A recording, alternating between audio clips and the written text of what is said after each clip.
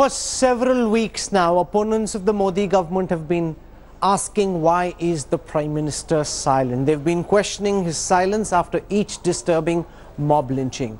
Today, Prime Minister Narendra Modi, speaking at the Sabarmati Ashram in Gujarat, broke his silence on Gau Rakshaks, saying that none of this is happening in his name and that Mahatma Gandhi would not approve of it. This is his sternest message yet to the Gau Rakshaks. The question is, will he be able to push back the lynch mob? Here's the story.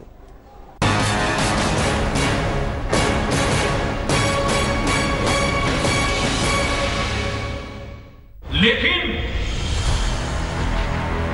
क्या किसी इंसान को मारने का हमें हक मिल जाता? क्या ये गौरव है? क्या ये गौ रक्षा है? गाय की भक्ति करनी है, गाय की रक्षा करनी है, तो गांधी जी ने और Vinoba Zero tolerance for violence. That was the tough, unequivocal message of the Prime Minister to lynch mobs today. अहिंसा ये हम लोगों का जीवन धर्म रहा। हम कैसे आपात हो रहे हैं? डॉक्टर को मार दें, अकस्मात हो जाए, ड्राइवर को मार दें, गाय के नाम पर इंसान को मार दें। आज जब मैं सुनता हूं कि गाय के नाम पर किसी की हत्या की जाए, वो निर्दोष है कि गुनहगार है, वो कानून का काम करेगा। इंसान को कानून हाथ में लेने का हक नहीं है। हिंदुस्तानी के दिलो दिमाग में Modi's message came on the back of growing criticism of his government's silence on vigilantism and cases of mob justice, mostly on the pretext of cow protection. This is the third such warning from Prime Minister since coming to power. कुछ मुट्ठी भर लोग गौ रक्षा के नाम पर समाज में टकराव लाने की कोशिश कर रहे हैं। मैं सभी देशवासियों को कहना चाहता हूं, ऐसे फेक, ऐसे नकली गौ रक्षकों से सावधान हो जाइए। मैंने देखा है कि कुछ लोग जो पूरी रात एंटी सोशल एक्टिविटी करते हैं, कुछ लोग, लेकिन दिन में गौ रक्षक का चोला पहन लेते हैं। The chain of events was kick-started when Mohammed Akhlaq was killed in Uttar Pradesh's Dadri in 2015. A similar story was repeated in April this year when cattle traders were stopped and attacked on suspicion of carrying animals to slaughter. One of them, Pehlu Khan, was lynched in broad daylight. The last straw came in the form of young Junaid's murder. The boy, travelling back from Delhi on a local train, was stabbed and killed. Even though 5 arrests have been made in the case so far, eyewitnesses allege that this justice is half-baked. तो हमको phone करके बुलाया था, तो हम यहाँ से गए थे गाड़ी में, तो जब हमको दिखाया तो वही थे। तो ये जो चारों लोग हैं, ये क्या इनमें से कोई ऐसा है जिसने जुनैद को चाकू मारा हो? नहीं, इनमें से कोई सब नहीं, लेकिन मारने, धाड़ने में, पकड़ने में, धक्का मारने में, सब चीज़ में थे, लेकिन चाकू मारने में नहीं थे। This is nothing but mere lip service, because even after the first statement of the Prime Minister, it did not have any impact on the ground. In fact, lynchings and killings and assault by Gau Rakshak increased. It is just under pressure, public pressure, under public pressure. No, they should take action. Such people should be in the jail. Those who are killing the people mercilessly, they should be in the jail. Once they are at least 100, 200 people in the jail, nobody will dare to do this. His past condemnations from different podiums did not seem to bring an effective change. Is the lynch mob even listening? Bureau Report, India Today.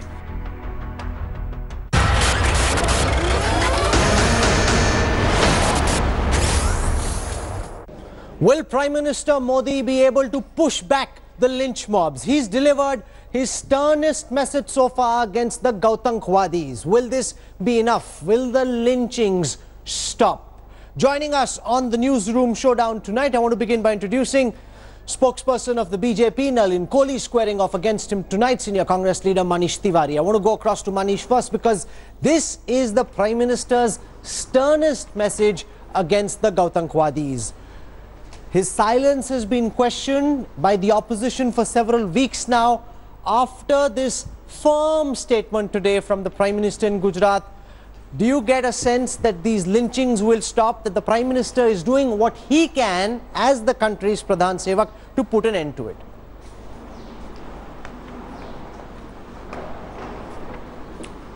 Well, Rahul, what's been happening across the country over the last 36 months is extremely unfortunate. When you prioritize the life of a bovine animal over the life of an individual or a human being, you unfortunately run the gauntlet, and that's what has happened under the NDA BJP dispensation in the last 36 months. Yes, the Prime Minister has spoken, but if you would recall, when the Prime Minister spoke last year around this time and called the Gau Rakshaks as gundas, lynchings have actually gone up, they have not come down. So the Prime Minister needs to back his articulation, back his rhetoric with action, because unfortunately what has been happening is that most of these lynchings have taken place in states which are ruled by the Bharatiya Janata Party, and so therefore even if they want to dismiss it as a law and order issue which is really intrinsic to a particular state, the fact is that they need to walk the talk, whether it is in Jharkhand or whether it is in Haryana or it is in Rajasthan or in other states where the BJP is the ruling dispensation.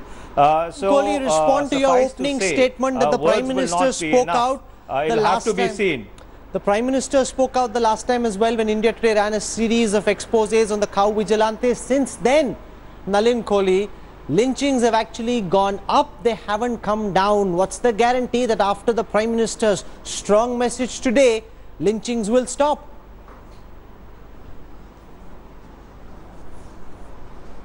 The Prime Minister is clearly speaking about the government's policy, the view of the government and of course of the party in that sense. And we've always condemned every incident of lynching. There are lynchings that have taken place in Kashmir where a police officer was killed, an army officer who was a doctor was lynched. You've had it in Karnataka where Sujit, one of our Karyakartas, was blatantly killed. It's happened in Kerala. So lynching is a lynching. Death of a human being is condemnable. The Prime Minister is not the head of a police force. There is no police organization of a state that comes to him.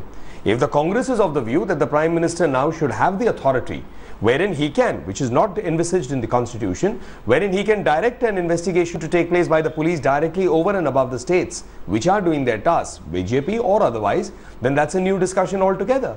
But what point is, you can't keep finding fault. His message has been consistent from the day one. The only thing I am here believe in is the Constitution of India. I am the Pradhan Sevak for 125 crore Indians. I will serve those who voted for me. I will serve those who didn't vote for me. And when it came to the church attacks, he spoke, he picks an opportune moment. Today he was in Sabarmati Ashram. Gandhiji spoke about cow protection, but Gandhiji also spoke extremely strongly and gave the word ahimsa. So when he was there, it was an opportune moment. Now you can't expect the Prime Minister to speak like a spokesperson of a party, but when he does, it clearly shows the intent. The intent of the government is only and only sabka saath, sabka vikas. And the BJP will argue, Manish Tiwari, to criticize everything that on the Prime ground, Minister Modi does. action has been backed, words have been backed by action. If you see what happened in the unfortunate lynching of Junaid Khan, the attackers have been arrested, including employees of the Delhi government, the UP police telling us that all the accused are now behind bars. This within a matter of days after this unfortunate lynching. So it's not as if those who are indulging in such acts are carrying on without punishment coming down on them. Wherever this has happened, UP, Haryana, action is being taken against the mob that lynched that person.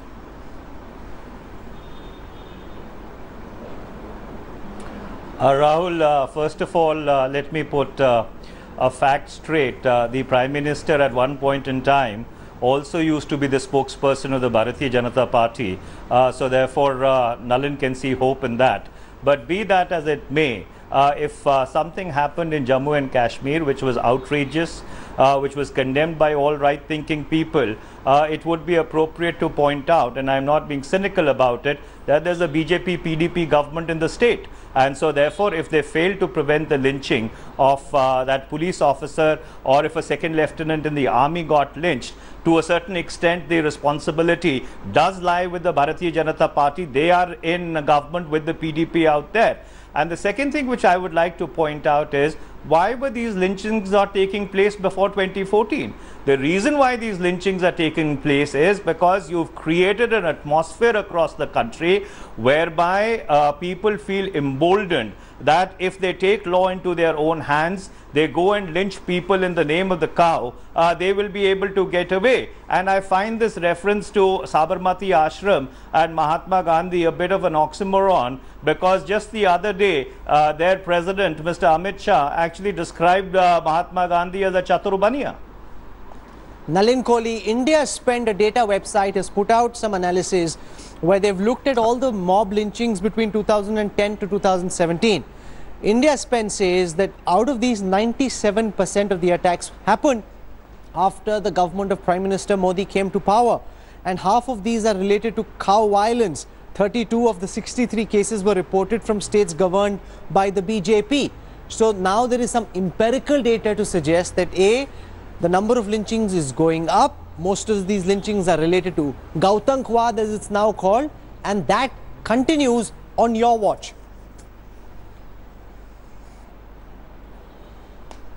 Well, I mean, also your empirical data, if you analyze the very figure that you just came out with, Rahul, it is 33 out of 60 odd, which means about 50% are in BJP-ruled states. The balance are not in BJP-ruled states. So, I mean, you can't hold the administration and the police investigation to the Prime Minister or the BJP government. That's not the federal structure as envisaged by the Constitution, number one. Number two is this generalization approach, which our political opponents and particularly the Congress party takes, is not the correct approach either. You can't generalize and say, oh, because the BJP is there. If murders take place in a country, yes, we are saying this is as good as a murder if you lynch anybody. There's no difference between this or someone who picks up a gun and shoots another human being. And they have to be treated on the same pedestal. You can't even remove it. But this generalization is dangerous, because this kind of generalization also, the intolerant will take it to the extent of saying that if there are Muslim fundamentalists who take to terrorism, why you can't denounce it and take it back to the religion. That's an incorrect approach. So what you have to see is, if a goon is a goon, picks up any reason and tries to cover it up, that doesn't change the act of being a goon.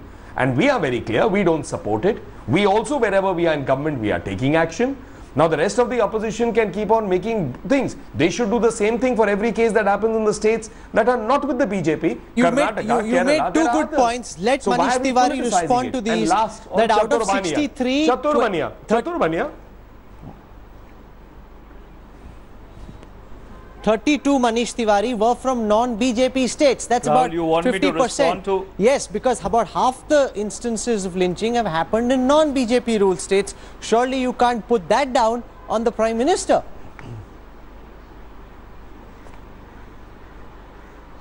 Rahul, first of all, there is a difference between a murder and a lynching. Lynching is carried out specifically with the intent of actually instilling terror and fear into the hearts and minds of people whom you do not agree with. So therefore, it is not that the lynchings took place, but the brazen manner in which all those lynchings were videographed, circulated on social media, in WhatsApp groups, because the intent was actually to create terror and fear beyond the unfortunate person who was lynched and killed. And number two, who's responsible? I'm replying to that, Rahul, and therefore who's responsible for creating this entire atmosphere where all these people have felt emboldened? Why did it not happen before 2014 in either BJP ruled states or non-BJP ruled states? Why has it become a phenomena after 2014? As your own data was pointing out, that if you look at figures which are available between 2010 and 2017, 93% of the incidents take place after 2014. So therefore the Prime Minister needs to ask himself, he needs to introspect that what kind of an environment has been created in this country. An environment which virtually encourages lynchings. No, How do you respond to that, Nalin? Most of these lynchings are reported post 2014. It's a weak argument. Data fact, before Manish, 2010 is much lesser. Well, as I said, Manish has tried to intelligently skirt the critical question you are asking, that 50% of the incidents are in non-BJP ruled states. And in this idea of giving collective responsibility, that's also a fascinating approach. The Congress never took collective responsibility for every scam under the last government in which Manish was a minister himself. It always was blamed on an ally till the coal scam came. So, I mean, in that circumstance, always it was never collective responsibility. Here a goon does something and the Prime Minister of India is supposed to be, in some sense, responsible for it. I think you can't have this kind of an argument. It's a joke of an argument. The second part to it is, what is the BJP doing? Instilling fear. The idea of terrorism is exactly the same. To instill fear, and should not action be taken? The same is for anyone. You call it Gau. We believe this is doing great service to Gau Rakshaks, which Gandhiji himself proposed, which is part of the constitutional mandate, maybe not enforceable as a fundamental right, but it is part of the constitution that was written much before the BJP was even born. And certainly not, Prime Minister Narendra Modi was certainly not part of that constituent assembly.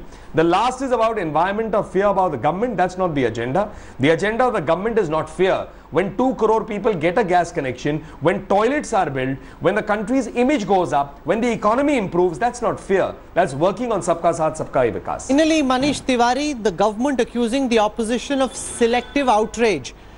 They're saying that 31 RSS workers have died just in the last 16 months in Kerala alone.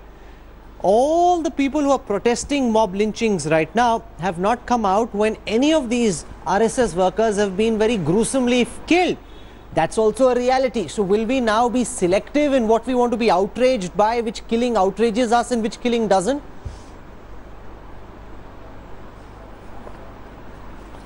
Rahul, I think we are completely and absolutely missing the wood for the trees.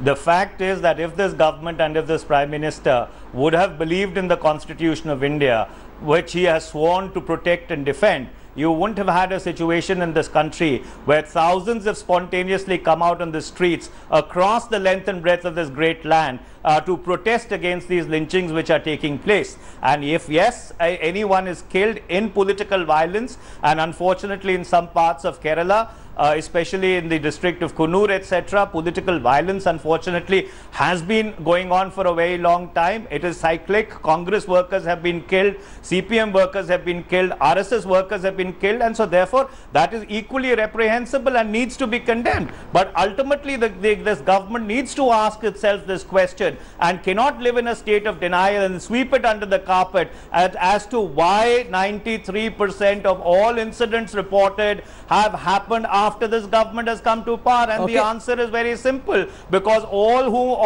of whom they are classifying as goons and lumpins and the law of the land are people who have felt emboldened by the laws which they have enacted, by the atmosphere they have created, that in the name of the cow, in the name of an animal, it is all right and kosher to lynch a man and to actually kill him. That's the problem. Okay, Nalin Kohli, final words. Do you believe after the Prime Minister's missive against Gautamwadis, will lynchings come down, this atmosphere of fear that the Congress is speaking about? Do you think that will abate and a message will go out that if you break the law, no matter who you support politically, the law will come after you?